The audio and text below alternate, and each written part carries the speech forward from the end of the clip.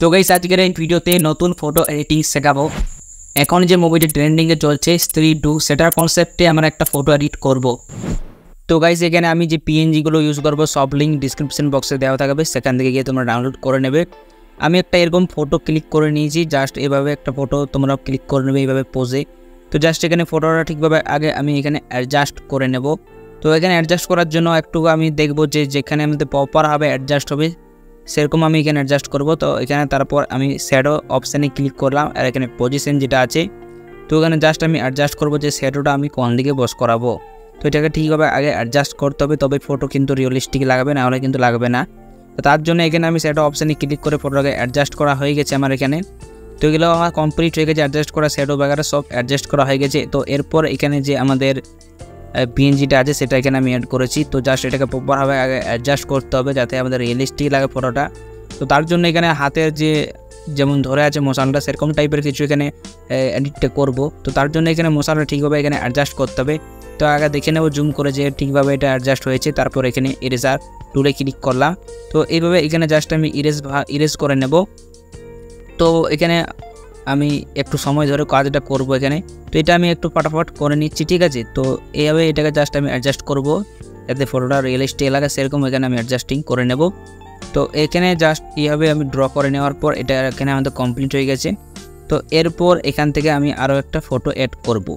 তো তার আগে এখানে আমাদের এই যে দেখতে পাচ্ছ যেখানে আমাদের যে পায়ের খেনটা যেটা আছে সেটা এখানে আমাদের মনে হচ্ছে যে কেটে বস কারণে সেরকম টাইপের কিছু একটা লাগছে। তার জন্য এটা যেমন আমাদের প্রপার একটা রিয়েলিস্টিক লাগে তার জন্য এখানে আমি ইরেজ অপশানে ক্লিক করলাম যাতে ব্যাকগ্রাউন্ডের সাথে ভালো করে ম্যাচ খায়। তো যার জন্য এগুলো ফটাফট আমি এখান থেকে অ্যাডজাস্ট করে নেব। তো এগুলো আমি ফটাফট করে নিই, ঠিক আছে। তো এগুলো ফটাফট করে নেওয়ার পর এখানে আমি আবার একটা পিএনজি অ্যাড করব। তো এখানে এই যে একটা লাইট পিএনজি আছে, হোয়াইট পিএনজি। তো জাস্ট এটাকে আমি আমাদের যে ফটো আছে সাবজেক্ট তার পেছনে করব। তার জন্য এটা আমি মুভ ডাউনে ক্লিক করব, ঠিক আছে। তো মুভ আপ মুভ ডাউন তোমরা দুটো অপশান দেখতে পাবে। তো এখানে আমি মুভ ডাউনে ক্লিক করে দেবো। তো মুভ ডাউনে ক্লিক করার পর দেখতে পাচ্ছ এটা যে লাইট পিএনজিটি আছে সেটা কিন্তু পিছন দিকে চলে গেছে। তো জাস্ট এখান থেকে পেছনে দেবো, তাহলে দেখতে পাচ্ছ আমাদের ব্যাকগ্রাউন্ডের সাথে ভালো এখানে ম্যাচ খাচ্ছে। তো এখানে আমি ব্লেন্ড যে অপশান আছে সেই অপশানে এখানে ক্লিক করলাম। তো এখানে দেখবো আমাদের কোনটা ভালো লাগছে। তো এখানে আমি স্ক্রিন করে দেবো। তো এই স্ক্রিনটা এখানে বেসিক লাইটটা খেলছে তার জন্য স্ক্রিনটা আমি এখানে রেখে দিয়েছি। তো এইভাবে এটাকে জুম করে নিলাম, প্রপারভাবে অ্যাডজাস্ট করব, দেখবো কোথায় এটাকে ভালোভাবে অ্যাডজাস্ট করা যায়। তার জন্য এটাকে জাস্ট এইখানভাবে আমি এই মিডিল পয়েন্টে রেখে দিলাম। তো এরপর এখানে আমি আরেকটা এখানে ব্ল্যাক শ্যাডো একটা অ্যাড করব যাতে নিচে একটু দেওয়া যায়, মানে একটু রিয়েলিস্টিক লাগে ব্যাকগ্রাউন্ড। তো এইভাবে এটাকে আমি অ্যাড করে নেব। অপাসিটি যেটা আছে সেটা আমি 100-এ রাখবো, কমাবো না। জাস্ট এটাকে ঠিকভাবে সেট করার পর এখানে আমি যেটা অপাসিটি আছে সেটা এখানে অ্যাডজাস্ট করেছি, এরকমই থাকবে। তো এরপরে এখানে আমি আরও এখানে লাইট পিএনজি অ্যাড করব। তার জন্য অপাসিটি যেটা আছে তোমরা তোমাদের হিসাবে অনুযায়ী অ্যাডজাস্ট করে নেবে। তো আমি এখানে আরেকটা লাইট পিএনজি ইউজ করব, ঠিক আছে। তার জন্য এখানে আমি আরও একটা লাইট পিএনজি অ্যাড করলাম।